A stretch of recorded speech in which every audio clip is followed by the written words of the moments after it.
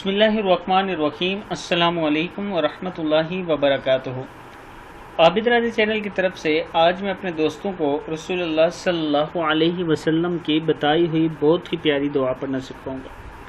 اس سے پہلے میں اپنے تمام دوستوں سے گزارش کروں گا کہ اگر آپ نے ابھی تک میرے چینل عابد راجہ کو سبسکرائب نہیں کیا تو ضرور کر لیں، بیل آئیکن پہ ضرور کلک کریں۔ تو سٹارٹ کرتے ہیں۔ بسم اللہ الرحمن الرحیم۔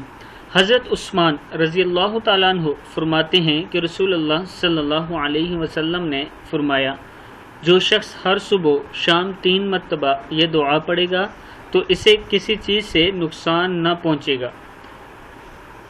ابو داؤد اور ترمذی دونوں میں موجود ہے۔ دعا ہے بسم اللہ الذی لا یضر مع اسمہ شیء فی الارض ولا فی السماء وهو السمیع العلیم۔ بسم اللہ الذی لا یضر مع اسمہ شیء فی الارض ولا فی السماء وهو السمیع العلیم۔